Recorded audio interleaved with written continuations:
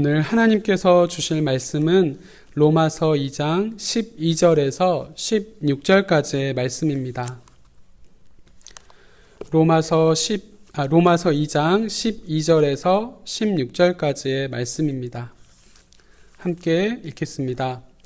무릇 율법 없이 범죄한 자는 또한 율법 없이 망하고 무릇 율법이 있고 범죄한 자는 율법으로 말미암아 심판을 받으리라. 하나님 앞에서는 율법을 듣는 자가 의인이 아니요 오직 율법을 행하는 자라야 의롭다 하심을 얻으리니 율법 없는 이방인이 본성으로 율법의 일을 행할 때에는 이 사람은 율법이 없어도 자기가 자기에게 율법이 되나니 이런 이들은 그 양심이 증거가 되어 그 생각들이 서로 혹은 고발하며 혹은 변명하여 그 마음에 새긴 율법의 행위를 나타내느니라. 곧 나의 복음에 이른 바와 같이 하나님이 예수 그리스도로 말미암아 사람들의 은밀한 것을 심판하시는 그 날이라. 아멘.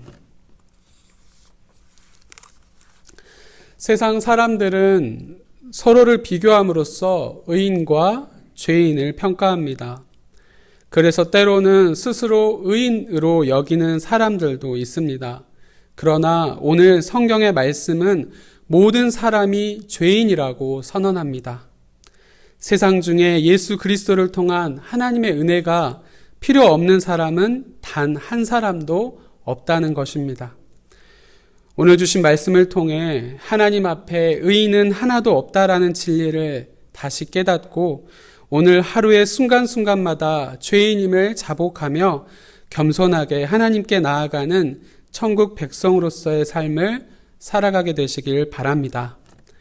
먼저 율법을 주신 목적을 생각해 볼 수 있습니다.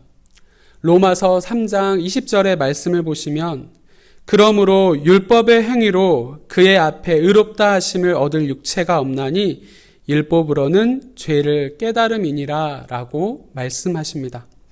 이 말씀처럼 하나님이 이스라엘 백성에게 율법을 주신 목적은 무엇이 죄인지 알게 하기 위함이었습니다.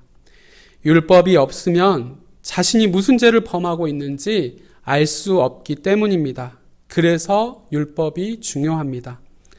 그렇지만 율법을 소유하고 안다는 것만으로는 의로워질 수 없습니다. 본문 13절의 말씀처럼 율법을 듣는 자가 의인이 아니라 율법을 지키는 자가 의인이기 때문입니다. 그런데 율법을 지킴으로 의로움을 얻기 위해서는 모든 율법을 완벽하게 지켜야 합니다. 의로움의 기준은 완전하신 하나님의 거룩하심이기 때문입니다. 레위기 19장 2절의 말씀을 보시면 이렇게 하나님은 말씀하십니다. 너희는 거룩하라. 이는 나 여호와 너희의 하나님이 거룩함이니라.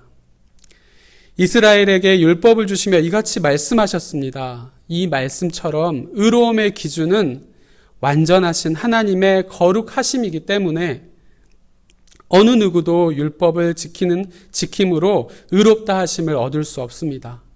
하지만 당시 유대 율법주의자들이 바로 이 부분을 착각하고 있었습니다.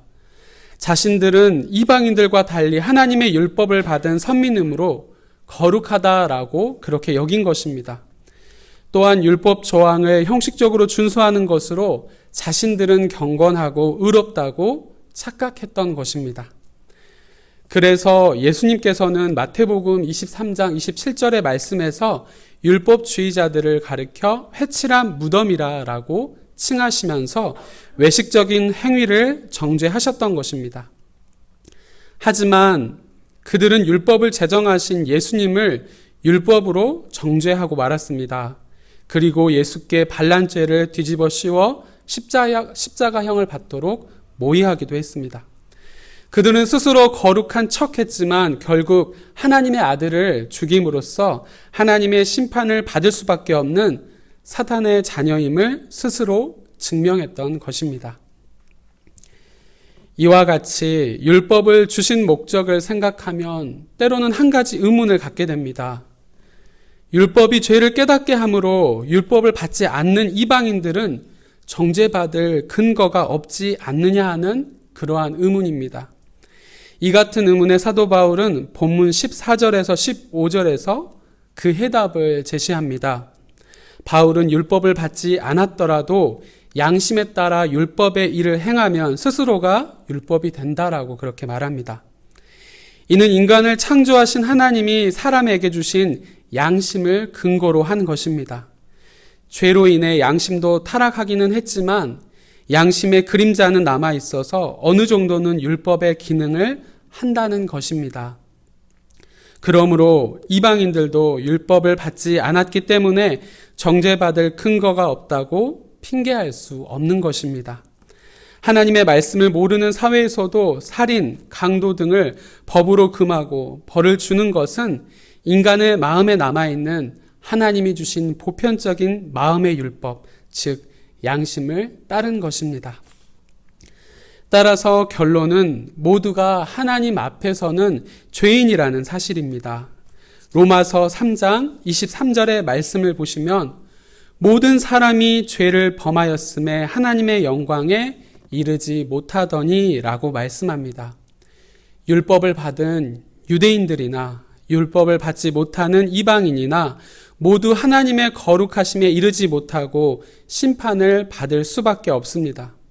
그래서 예수님의 보혈의 능력으로 죄사함을 받은 은혜가 유대인이나 이방인이나 모두에게 필요한 것입니다. 자신이 하나님 앞에 설 수 없는 죄인임을 깨닫고 그 죄를 자백하고 회개하는 자만이 심판을 면하고 영생의 복을 받습니다. 예수님은 심판받을 수밖에 없는 죄인된 우리를 구원하시려고 우리의 죄값을 당신의 생명으로 대신 지불하셨습니다. 그러므로 성도된 우리는 그 은혜에 늘 감사하며 언제나 주님께 영광과 찬송을 돌려야 합니다. 값없이 주신 그 은혜가 구원받은 우리 마음에 놀랍고 감사한 만큼 오늘 우리는 하나님의 말씀에 순종하여 그 복음을 기쁨으로 전할 수 있게 됩니다. 사랑하는 성도 여러분, 모든 사람이 죄인이라는 말씀은 모든 사람에게 복음이 필요함을 의미합니다. 성도는 구원의 은혜를 누릴 뿐 아니라 예수님의 보혈이 필요한 세상 모든 사람에게 복음을 전함으로 그들도 구원의 은혜를 누리도록 힘써야 합니다. 바라기는 오늘 하루도 하나님을 앙망하는 삶 가운데 의롭고 당당한 모습으로 주 앞에 나아가는 것이 아니라 죄인임을 자백하는 마음으로 통회하는 마음으로 나아갈 수 있게 되시길 바랍니다. 타인의 모습을 보고 정죄하며 자신의 의를 드러내는 삶이 아니라 죽어 마땅한 죄인인 우리를 위해 그 아들 예수 그리스도를 이 땅에 보내주신 하나님의 은혜를 생각하며 감사할 수 있게 되길 바랍니다.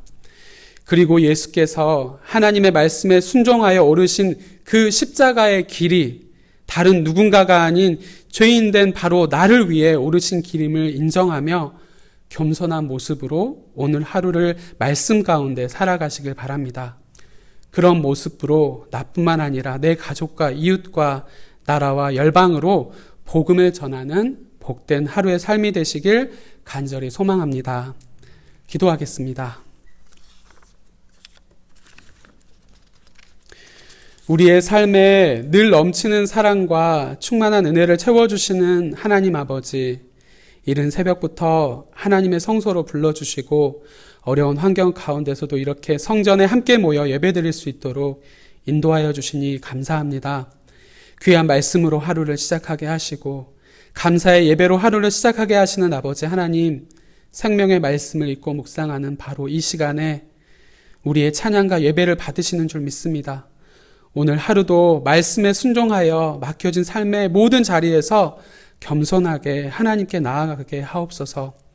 하나님께 나아갈 때마다 떳떳하고 당당하여 우리의 의가 드러나는 교만한 모습이 아닌 죄인된 우리를 위해 십자가에 오르신 예수님을 생각하며 죄인임을 자백하는 모습으로 주 앞에 서게 하옵소서.